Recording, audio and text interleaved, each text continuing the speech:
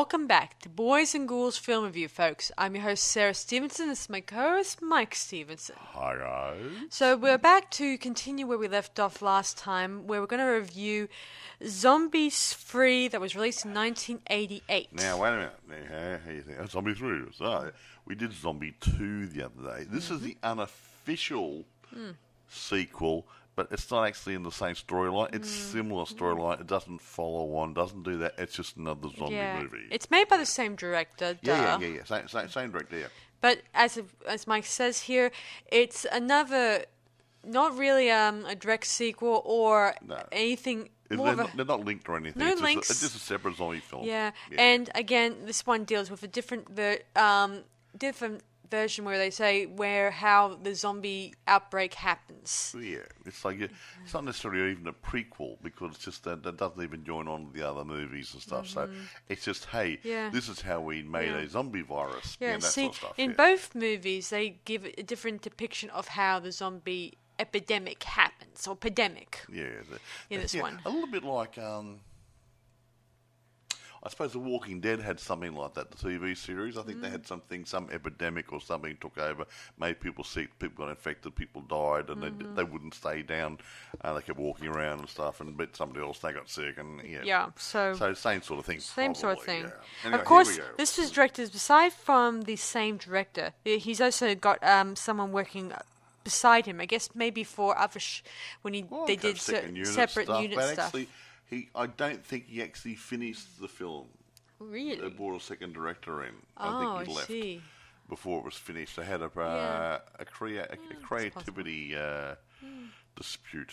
Well, that does explain a lot, because most filmmakers or directors who were assigned to a film project, like the Aliens movie, there was a dispute with the director, and and they changed around it. And then they changed the director, giving the role to some other person. And yet, when they do that, that means that they might change something in the story. And sometimes, a lot of times in the reviewers, they would sense this by saying how terrible the story is. Had a really lame end of something or other because someone's actually taken over and just closed it down.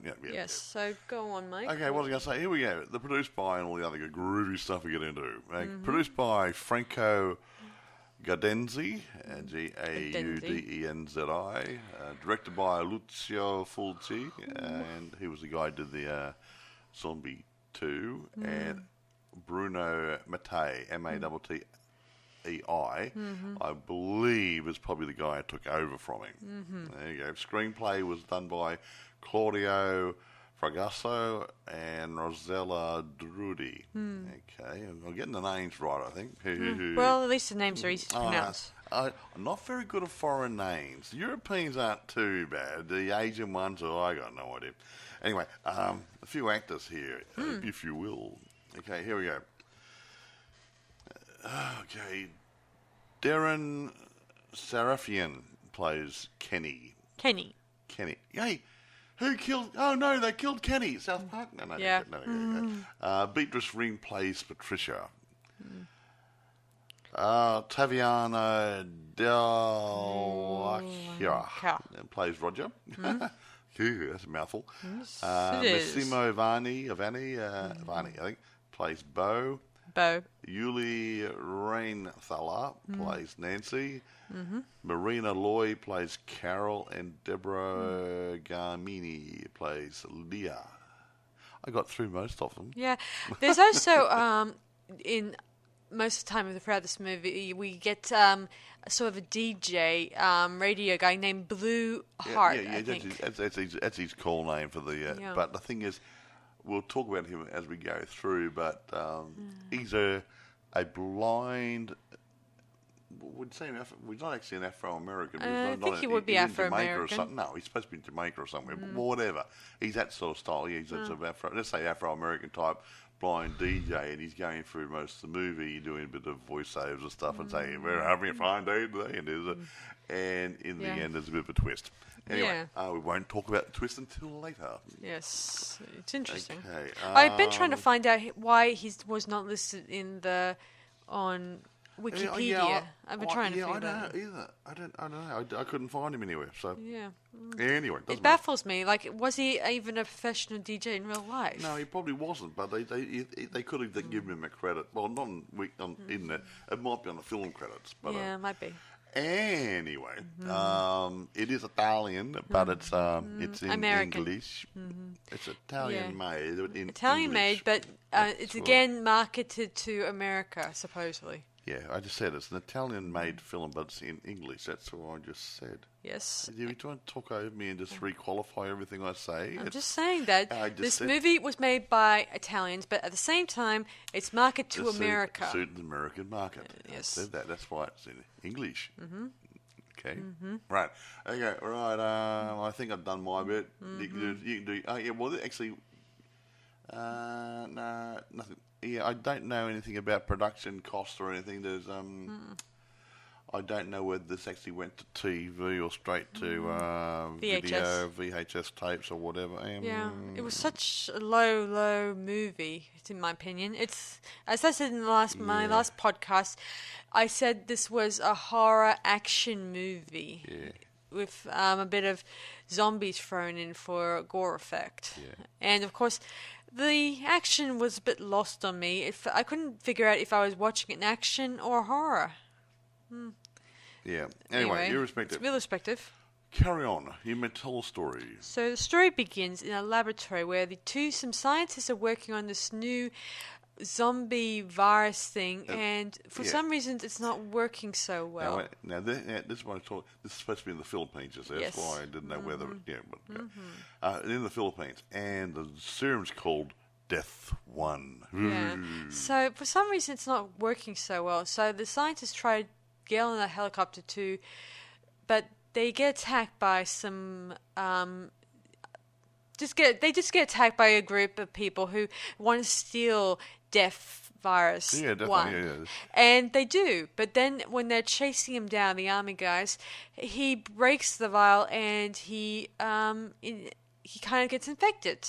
Yeah, but it breaks open and gets on his skin and gets into him. So the scientists weren't worried about it being released out of the vial, because once it's out of the vial and into the ground, it'll break down. It lasts for so many minutes.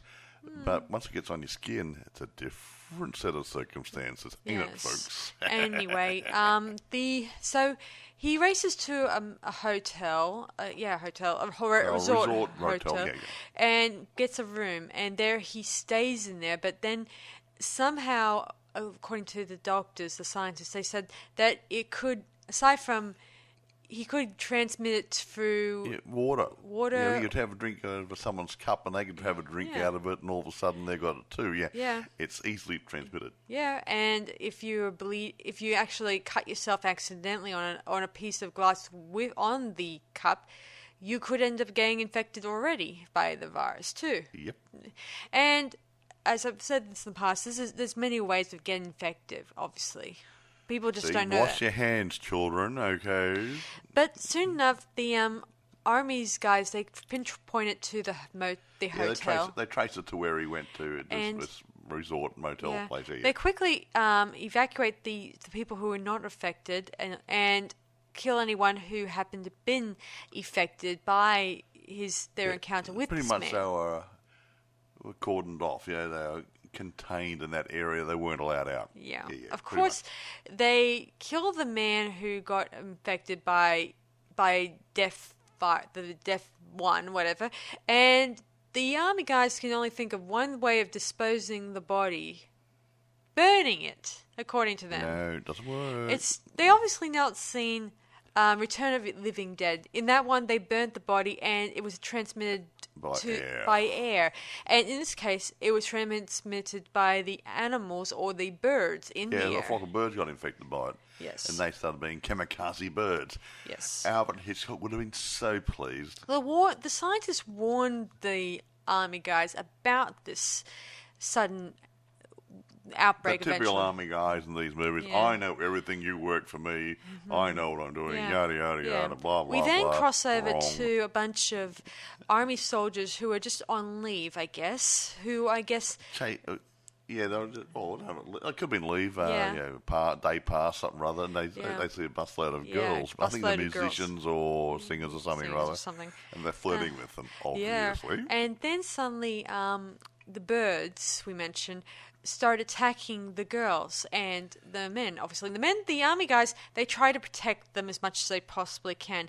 Of course, news breaks out to the army that the birds and are starting to affect the humans, and they decide to quarantine that part of the area off. Obviously, they're a solution to every problem. Quarantine it and shoot anything that moves. Yeah, it becomes one of those the crazy situation that George A. Romero's movie did. Kill anything that so much as looks cross-eyed at you. Ooh. That's their answer to every problem. Another, a girl and her boyfriend, are also traveling, and he also gets infected. And all the times we get to see moments where they encounter zombies, and same with our army guys who are unaware that they're what the danger situation they're all in, obviously. And eventually they end up inside the same hotel where the infected guy was staying in, which is now abandoned and damaged and destroyed. Obviously, we don't know how long ago this was. It looks like it's been damaged for a while. It looks like we don't understand why there wouldn't have been. Oh, we're going to wait 2 or 3 or 4 years, sort of thing. It looks like the place is covered in vines and broken grass. Something wasn't quite right. Stuff like that. Yeah. I'd like to think that it was. This could not have happened, very quickly. Unless it got really, really, really top grade fertilizer, the plants would not have grown that fast. No. Anyway, so the scientists were ordered to find a solution, or at least a vaccine, to protect some of their citizens if they do get infected, and they might have a sporting chance of trying to fight the virus. Of course, this takes a little time, obviously. So, anyway, our remaining survivors, they stay inside the hotel, and all the times they have to fight off these zombies as much as possible. And I won't bore you, but they eventually have, aside from the zombies, they also have the army, guys attack, trying to kill them too, because they don't know they're infected or not. Exactly. So anyone inside their quarantine area is in danger of dying by the zombies or by the army. The good guys or the bad guys. Mm-hmm. So there's no one to turn to for help in this situation. But luckily enough, they gathered together the weapons and they tried to get away as quickly as possible, jumping from one rat nest to another, obviously. A rat's nest? Ooh. Well, I like the old expression, out of the frying pan into a fire. Bang. Yes, exactly. Okay, carry on. So, anyway, they eventually they do get killed off either by the army or by the zombies as they go along, until we have only 3 remaining people left to try to fight the zombies off. Our girl, Patricia, whose boyfriend was killed off, obviously, and turned into a Zed. I should mention in this one, the Zeds in this one, the zombies, they speak. Yeah, they can speak a bit. However, I don't think they could run for Parliament. No, but not necessarily. Or be an actor. But they also are a bit more energetic, aren't they?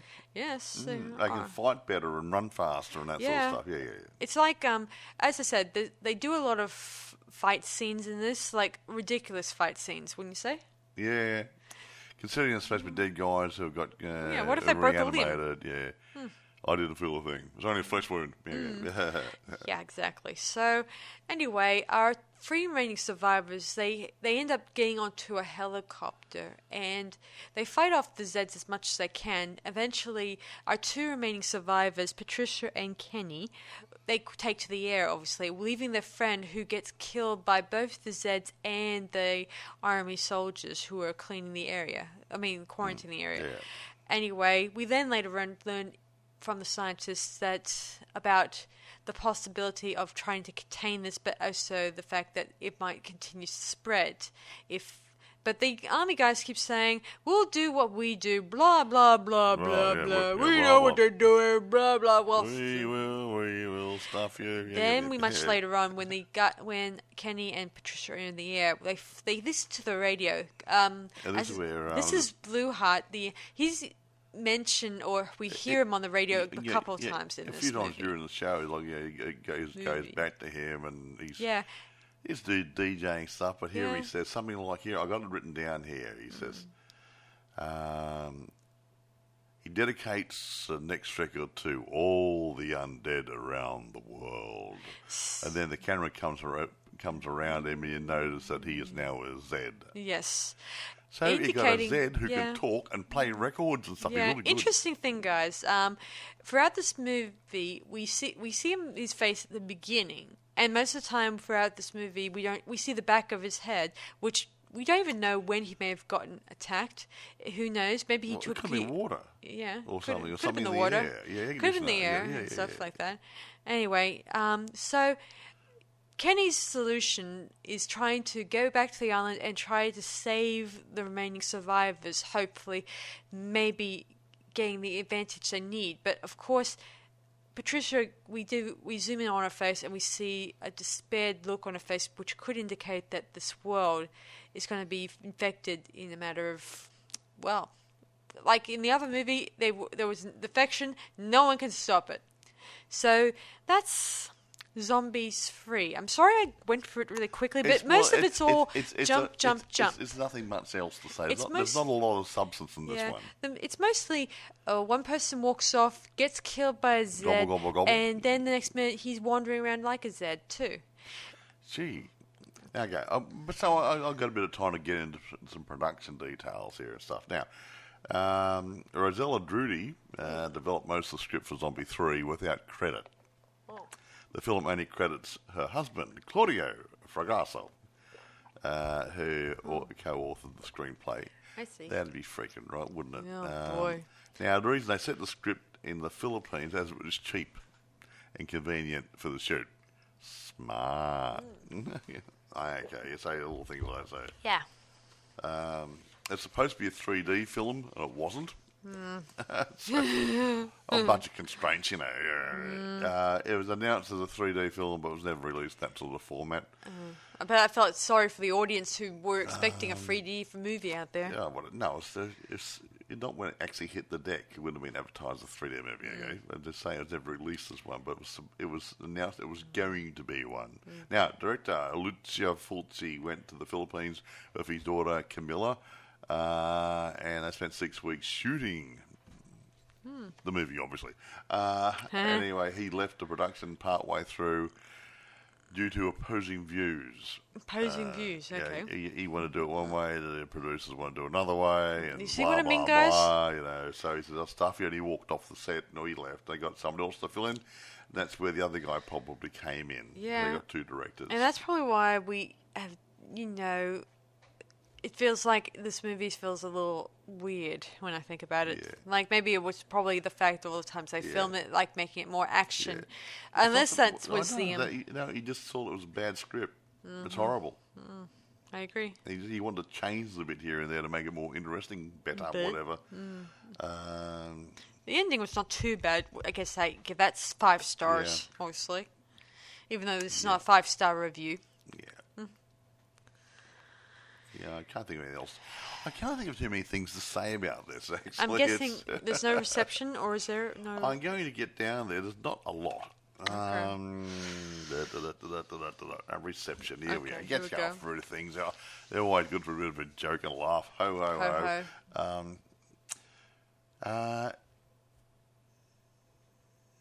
Okay. Actually, here's something before I get into it. So, Fulci said later they didn't like the production and certainly not how certain producers treated the Filipinos in a bad way. So, ouch. So maybe the production team could have been not very good. He didn't like working with them, and the script was lousy. That's why he walked off. Anyway. Yeah, well. From receptions doesn't go into too much. I'm just going through here. It's Italian magazine. Okay. Okay, let's do this. Philip Nutman and Mario Cortini wrote in Ghouls whatever that is, that Zombie 3 was less original than Fulci's Enigma. And its main problem was its budgetary restraints. And when the makeup effects do happen, they're so damn amateurish that they're embarrassing. So, I suppose that's true. get the idea, folks. Retrospective reviews. Video Watchdog commented that the film had slow patches. Yeah. Yes, But we can plenty agree of with that. exciting and extremely gory highlights throughout. So it was enough gore to keep you happy, but it was a bit of a slow drag between Yeah, them. well, there were moments in that movie that were on the drag, especially the fact that they continue trying to escape the zombies with no plan in place, or finding any likely places of, well, like they didn't have anyone to turn to. That's one. They had the army guys were not going to be there to help them. They were just there to quarantine the area off, including kill anyone who wasn't affected. Right? Yeah. Now here's something. Writing for Zombie Movie Encyclopedia. See, Okay. we haven't got an encyclopedia yet. The zombie encyclopedia. Academic Peter Dendel said, most of the movie is a quilt of scenes and motifs shamelessly pasted together from Dawn of the Dead and Return of the Living Dead, but fast pacing and continuous shooting helped distract from the absence of plot or character development. Yeah. Dread Central included the film in their top 10 list of the best viral outbreak films. It does make me think So of. they sort of liked it. It does make me think of another movie that had a lack of plot. I mean, I'm not dissing them that movie very much because I liked what inspirational things you can get from that movie, the 2001, which was not too bad, but of course there was no plot, not much of a plot there. Obviously, it was more like a bunch of different scenarios thrown into the story with no positive or conclusive ending on it, or a very, very detailed ending. Well, maybe, but then again, a lot of people would explain what that ending was, obviously, in detail. You talking about, what's he? Yeah, 2001, the Space Odyssey one we watched not too long ago. It was man's development. Mm-hmm. How he cocked up. Yeah, no, anyway. Oh, yes, that's true. That's the basis of the whole movie when you think about it. Yeah. Anyway, I don't diss that movie, and I don't diss this other movie much. I mean, I just don't It's a good basic. Yeah. I'd say B+ movie. It feels more like just like an ordinary army film trying to escape or lure the enemy, and of course, most of the time, all plans fall apart because then you encounter another set of zombies or another set of army guys, and you don't know how to get away, obviously. And of course, the only means of escape was they're on their helicopter, which makes me think of the scene from Dawn of the Dead in that ending where they escape onto the helicopter and get away. Exactly. Now, here's something I've got my notes here. Lucio Fulci made a comment somewhere. Right, I don't know where he actually made it. He says, "I don't repudiate any of my movies except Zombie 3. But that movie's not mine. It's the most foolish of my productions. Okay. It has been done by a group of idiots." Well, that sort of encapsulates it, doesn't it? Yeah, well, he was being pulled in by the producers, told, we want you to do this. And he said, no, it's like that crap, and he walked off the scene. There you go. He was getting sick and tired of the producers. He didn't want to stay on the set any longer, so he disappeared, went home with his daughter and stuff, and let somebody else finish off the crap. Yeah. No, it's not a crappy movie per se. If you're looking for a B+ type movie, it's in that sort of area. Yeah. It's you're either going to like it or not like it. But if you like these crappy old zombie movies from the 70s and 80s, well, it sort of fits in there. I imagine it was difficult back in those days when you had so many zombie-related movies, and you can't distinguish them until you actually watch them to figure out if it's a good zombie movie or you're going to be left with a crappy one. See, it has budget constraints and stuff. So look, I hate budget constraints. But depends. If you have budget constraint and you have a vision, you'll work on... Or television. No, your vision, George. Have a vision of the end product. Then you try to aim for the end product based on the money available. You don't say how much money we got, how can I spend it? And that's where some of the guys get it wrong. Yeah. What image am I trying to portray in the production? Yeah, What message, what look, what atmosphere, and try to work on that. Yeah. And then look at your budget and say, how can I achieve this on the money I've got? If they go around the other way and say, I've got this money, how can I spend it? They're not going to get it right. Yeah. And I think that was the case in this movie. Anyway, I read somewhere that Kenny guy who plays the actor, obviously, he did aside from this movie, he did 3 other movies, and then he went on to become a director of his own productions. Well, there you go then. Yeah, I think most of his other productions did okay when I think about it. And I think there's a whole slew of zombie movies, 3, 4, 5, 6. I think they made a few more over the years in this group. I'm still trying to figure that out. They're using the Zombie 1, Zombie 2, Zombie 3. And so they're probably going under a different name for all I know. I think there's Zombie 3, Zombie 4, Zombie 5, like that. I just said that. I know, but it will probably be under a different name for all I know, because it would be listed in their franchise on Wikipedia, obviously, and which it isn't. I'll go and have a look at Zombie 4 later on, see if there's any links to it. Shall I? True. Yeah, okay. Because there has been so many zombie movies out there, it will be hard to, considering that both these 2 zombie movies we just reviewed, there is no connection, so it's a little hard to actually see if there's any so much as them linking up, because they're not even though they're both supposedly the same director. Well, the second one is that the guy directed didn't stick around. He just went onto a plane and just head off back to Italy. Off we go into the wild blue yonder. Yeah, and of course production was left for the other director to clean up or fix up. Well, whatever. Now, how are we going to rate this?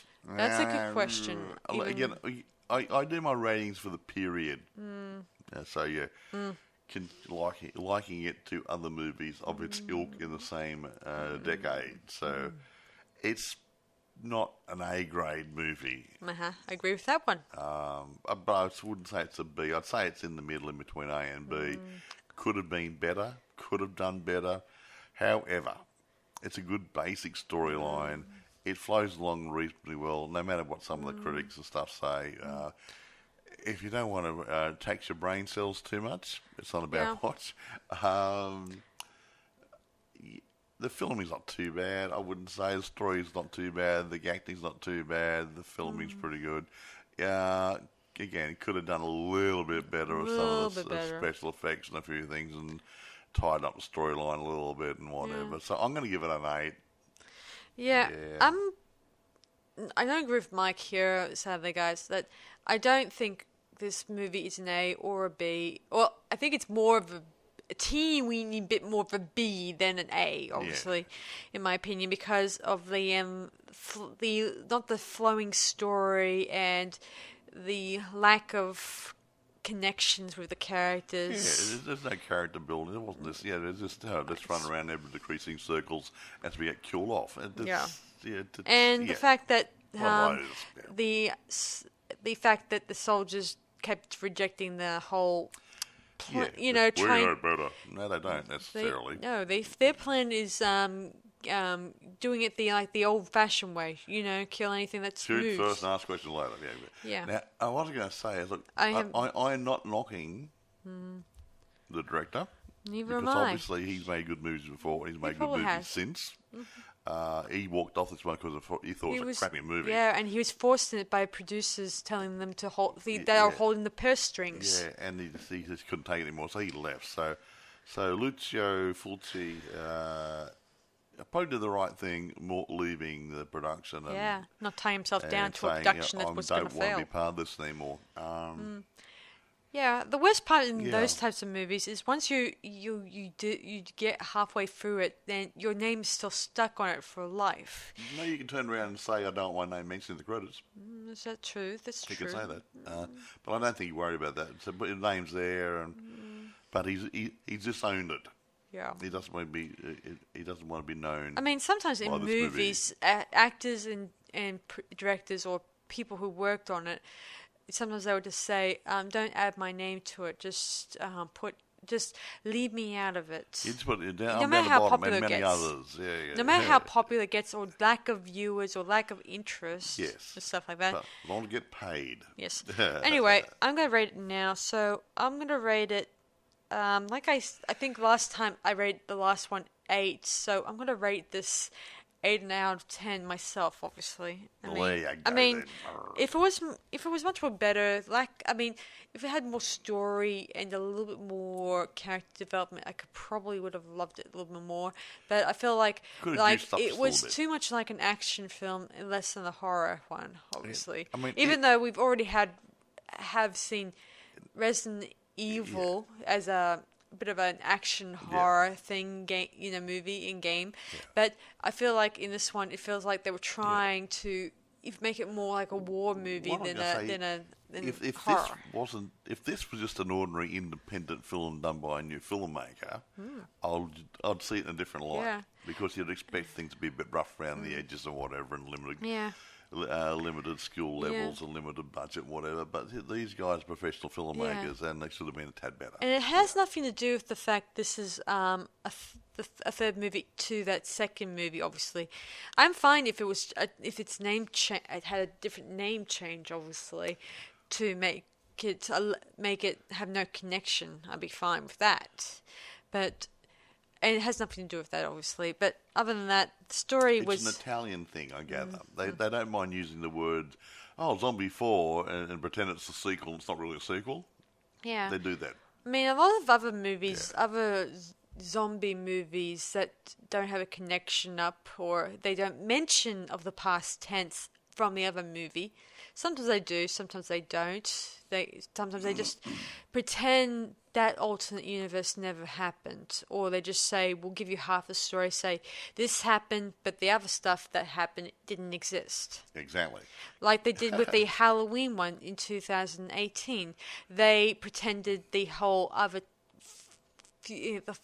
other movies never existed in their plane, except for the first one, obviously. Well, so it happens. It happens in movies, but at least they offer an explanation. Well, no, sometimes they do a movie. It's just it's actually part of the storyline. Didn't that happen in it's in which one? Halloween. Which one was it? One of those movies wasn't. Was it one of the Halloween ones I think of? One of those number 2, 3, 4 was next. No, Season of the Witch. Season of the Witch. That one would have been the third one called the Seasons of Witch. Yeah, and that wasn't quite working into the series itself. So the fourth movie went back into. The original idea, according to John Carpenter, was he was trying to make the Halloween into an anthology series, but unfortunately it didn't catch on because people were so much more interested in Michael Myers reappearing. So Season of the Witch didn't work, so went back to what was working. So number 3 was out there, and it's a little bit like James Bond. And what's that movie they made twice? That would have been Thunderball and Never Say Never. Yeah, and so one was made by the usual company, one was made by a different company, using pretty much the same script and pretty much the same storyline, but they're deemed to be 2 separate movies. Yes, but using the same actor. Using the same actors and stuff, but it didn't. Yeah, so really weird. Hey, I agree. It's weird. It's crazy. It is crazy. Anyway, speaking of crazy, I got nothing else to talk about. Otherwise, we'll go crazy, talk around circles here. Yeah. Well, it's just as I said before, guys. In the 80s and the 70s, they didn't always necessarily do a full continuation of the story, except for a few exceptions, like Star Wars and some parts of Halloween movies. Sometimes they do a continuation and make sure you're not given the wrong end of the story. But sometimes in these ones, they just say, let's ignore what just happened in that particular movie and just try to focus on a new story with new characters, etc., etc. Anyway. Yeah. Where do you get it? Well, I'm glad you asked. Okay, eBay. There are some for sale on eBay. Amazon, you can rent it, and it's for sale. Now, I'm going to say this. I keep saying this. And I hope I ram it home a lot, and I hope people don't find it boring. It's an old movie. Do not buy a VHS one if it's a VHS. Okay, buy a DVD or to download your stream or whatever you're going to do to it. Do not buy a VHS if you don't want one. Yes. Okay, be careful. And sometimes, so the adverts are saying Zombi, they got 3 in brackets. Well, they're referring to a 3-disc version, which could be based on the first movie with images and something else and interviews. Yeah. So be careful when you're looking. It is Zombie 3, 1988. Yeah. Okay, same guy, Lucio Fulci, is a director, but this one, the main star is Darren Sarafian. Okay, so you do that, you can't be led too far astray. But it was on eBay and Amazon. You might find on some streaming site or somewhere else as well. Yeah, okay? As I said, guys, before, I'm not doubting Mike here. If he did see a Zombie 4 or Zombie 5, I'm not doubting him. But maybe, just maybe, if it was out there, which might be the case, it might be not done by the same director. It might have been handed to someone else, and again, same producer. Or same producers, and they may have either changed the name. Like we've so far seen in the last Zombie movie, they gave it a separate name for the US. I mean the UK. They call it was it something Flesh Eaters? Yeah, something Flesh Eaters. Yeah. So they again, do that sometimes, this probably would be the case, to please. Well, we're not going to do any more of these zombie movies. No. Not this group anyway. Yeah. So we'll the do next something time new. We will probably be podcast. reviewing Don't give it I'm going to give it them and let them know what we're going to review next. We are going to review next time on this channel Mary Shelley. I know we've already reviewed The Gothic, and I thought maybe we might go back and watch review the story behind Mary Shelley. Yeah. I mean, the story behind Frankenstein. Yeah. About how she created it, how she used her miserable life to create the story. Yeah.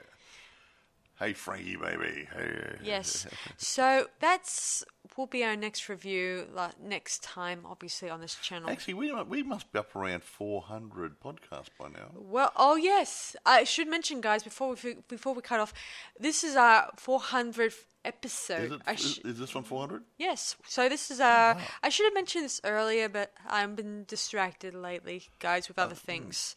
Yeah. So this will be our 400th episode. Not bad, hey. And they haven't put us off the air yet. Ha! Yeah.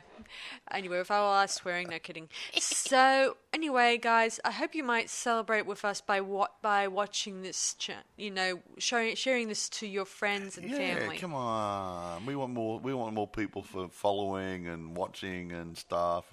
Yeah, and like we always say, guys, on this channel, be sure to send us or message us any movie requests that you may have that you want us to review on this channel.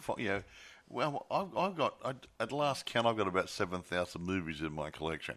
Mm-hmm. I could go through that and bore the crap out of you for 7,000 movies, but we would like it if you guys actually. There might be something you want to hear us review. New, old. We'll try to fit in as much as we can, obviously. I like old. Because I've been looking into other movies that might take my interest. I'm thinking of looking into a certain Dracula movie that I've been eyeing for quite a while, but I've been having a hard time trying to get a copy, obviously. So I'm going to actually... Talk to me about it when we're finished. We'll discuss that in a later date another time, obviously. I'm going to go hunting for it.